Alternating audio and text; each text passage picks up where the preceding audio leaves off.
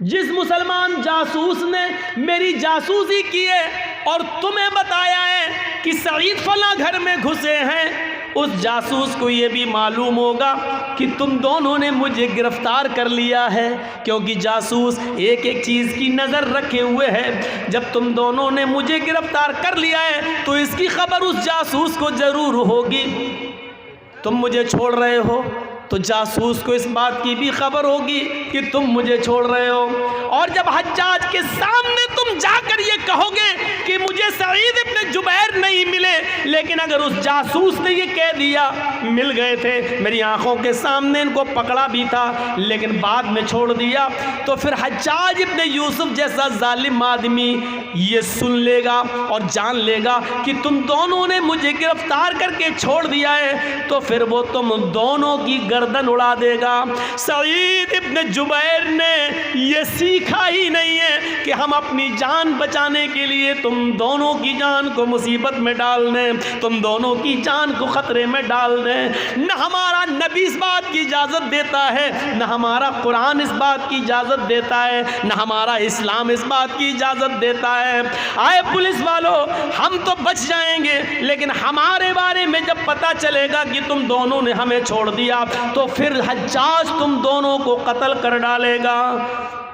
سعید ابن جبیر پھر نہیں مانے اور ان دونوں پولیس والوں نے مجبور ہو کر سعید ابن جبیر کو حجاج کے سامنے پیش کر دیا، اور حجاج نے ان کے ہاتھ پیچھے سے بندھوا کر خونی چمڑا بچھا کر جلاد کے ہاتھ میں تلوار دے کر کہا کہ میری آنکھوں کے سامنے سعید کو قتل کر دو، اور سعید کی گردن نیچے ہوتی ہے اور حجاج ابن یوسف کے جلاد نے ایک زوردار تلوار مار کر سعید ابن جبیر کو قتل کر دیا۔ پورے واقعے سے کیا ملا ہے؟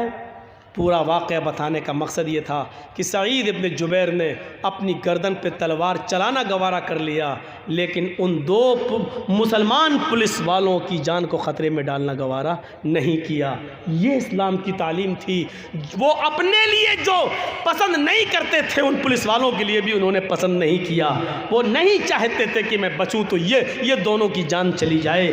یہ طلب اسلام نے ہمیں دی ہے اور یہ تعلیم اسلام نے ہمیں دی ہے۔ ایمانداری کے ساتھ دل پر ہاتھ رکھ کر آپ بتائیے، کیا یہ طلب، کیا یہ جذبہ ہے ہمارے اندر؟ کیا ہم ایک مسلمان دوسرے مسلمان کے لیے یہ ہم سوچتے ہیں؟ اسلام کی تعلیم تو یہی تھی۔ اسلام کی تعلیم تو رحم و کرم کی تعلیم ہے۔ ہاں، RSS کے گنڈوں کہتے رہو جو تمہیں کہنا ہے، بی جے پی کے کرمنل لوگوں کہو تمہیں جو کچھ کہنا ہے، اگر تم اپنی زبان میں آزاد ہو تو میں بھی اپنی زبان میں آزاد ہوں۔ تم کتنا بھی دہشت گردی کا الزام لگاؤ ہمارے اوپر، ہم آج بھی کہتے ہیں اور یقین کے ساتھ کہتے ہیں کہ تم آج سطح میں بیٹھے ہو تو ہم مسلمانوں کی دین ہے۔ اگر تم نے اتنا چھیڑا نہ ہوتا، تم نے ہمیں اتنا بدنام نہ کیا ہوتا، ہماری مسجدوں کو شہید نہ کیا ہوتا، ہم مسلمانوں کی موب لنچنگ نہ کی ہوتی، ایک قوم کے ساتھ اتنی نفرت کا سلوک اگر تم نے نہ کیا ہوتا تو آج تم اقتدار میں نہ ہوتے، سطح میں نہ ہوتے۔ رام کا نام لے کر جس کرسی پر تم بیٹھے ہو، آج رام چندر جی کی آتما بھی تمہیں کوس رہی ہوگی، آج تمہیں گالیاں دے رہی ہوگی، آج تمہیں برا بھلا کہہ رہی ہوگی کہ آئے کم بخت ہو، آئے نالائق ہو، مجھے کیوں رسوا کر رہے ہو؟ میں نے کب مسلمانوں کے خلاف نفرت بھرے جملے کہنے کی اجازت تمہیں دی؟ کب ہم نے ہمارا نام لے کر موب لنچنگ کی تمہیں پرمیشن دی ہے؟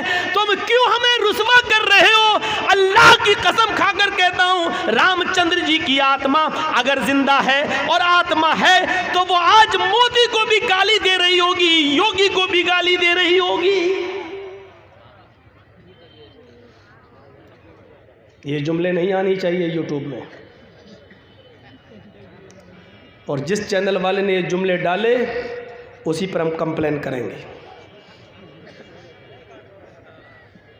مجھے معلوم ہے کہ اسی جملے کو ڈال کر تمہاری کمائی ہوگی،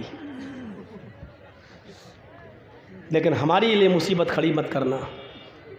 ہم ہیں تو تمہاری روزی روٹی بھی چلے گی، دیکھنا ہے کتنے وفادار ہو تم. تو سوچئے یہ صورتحال ہے ہماری آج. کیا درس ہے ہمارا, کیا سبق ہمیں اسلام دے رہا ہے اور ہم کیا کر رہے ہیں. ہم نہیں ہیں دہشت گرد. جس اسلام نے ایک انسان کے قتل کو پوری مانوتا اور انسانیت کا قتل کہا ہو, وہ دہشت گرد کیسے ہو سکتا ہے؟ من قتل نفسا بغیر نفس او فساد فکأنما قتل الناس جميعا. جس نے کسی ایک نفس کو, ایک انسان کو قتل کیا, ایک منشیہ کو اور ایک انسان کو, ہندو نہیں, مسلمان نہیں, سکھ نہیں, عیسائی نہیں, کسی کو بھی ایک نفس کو, ایک منشیہ کو جس نے قتل کر دیا بغیر کسی جرم کے اور بغیر کسی فساد کے, ہمارا قرآن کہتا ہے فقتل الناس جميعا فکأنما قتل الناس جميعا. وہ ایک منشیہ کا قاتل نہیں, ایک انسان کا قاتل نہیں, وہ پوری مانوتا کا, پوری انسانیت کا قاتل ہے, پوری دنیا کی انسانیت کا قاتل ہے. سنو RSS والوں, سنو BJP کے گنڈوں, سنو ایک منشیہ کے قتل کو پوری مانوتا اور پوری انسانیت کا قتل کہہ رہا ہمارا قرآن. کیوں رسوا کر رہے ہو؟ تمہیں ستہ تو مل جائے گی, لیکن رام چندر جی کی آتما کی کوس سے اور اس کی بد دعا سے, ان کے شاپ سے تم نہیں بچ سکو گے. سنو ایک انسان کے قتل کو پوری انسانیت, ایک منشیہ کے قتل کو پوری مانوتا کا قتل, ایک انسان کے قتل کو پوری انسانیت, پوری دنیا کا قتل کہہ رہا ہمارا قرآن. اس سے بڑا سماجک دھرم اور اس سے بڑا انسانیت کا علم بردار دھرم کہاں ملے گا؟ وہ مذہب جو یہ کہتا ہے کہ ایک عورت نے بلی کو باندھ دیا اور 3 دن تک بھوکا پیاسا رکھا اور اس کو نہ چھوڑا نہ کھانا ہی دیا اور وہ بھوکی پیاسی مر گئی, جس پر ہمارے نبی کا فرمان یہ ہے کہ ایک بلی کو بھوکا پیاسا باندھ کر مارنے والی عورت جب مرتی ہے تو اللہ تعالیٰ نے جنت کی خوشبو اس عورت پر حرام کر دی ہے اور وہ عورت جہنم کی مستحق بن جاتی ہے.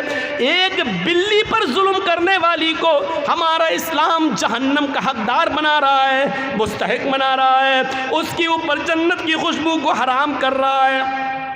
جو بلیوں کے ساتھ, کیڑے مکوڑوں کے ساتھ, جانوروں کے ساتھ یہ برتاؤ کر رہا ہو, جو مذہب وہ دہشت گرد کیسے ہو سکتا ہے, وہ فسادی کیسے ہو سکتا ہے, وہ آتنکواد کی شکشا دینے والا کیسا ہو سکتا ہے.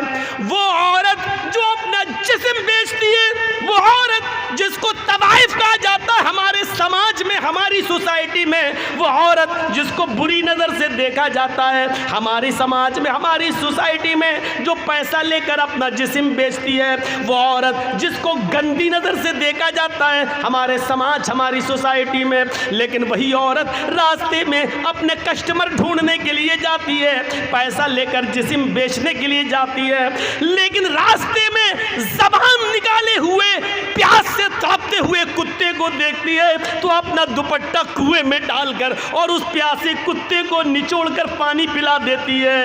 اس رب کی رحمت جوش میں آتی ہے. اللہ کے نبی فرماتے ہیں اللہ تعالیٰ کو اس طوائف کی, اس بدچلن کی, اس فاحشہ کی یہ نیکی بھی یادہ بھی اتنی پسند آئی کہ اس عورت کو اسی نیکی کی وجہ سے اس نے جہنم سے آزادی دے دی اور اس عورت کو جنت کا مستحق بنا دیا. ایک بلی کو باندھ کر مارنے والی جہنم میں اور طوائف ہو کر, بدچلن ہو کر ایک کتے کو پانی پلا دینے والی عورت پر جہنم حرام کر دی اور اس کو جنت کے اندر داخل کر دیا.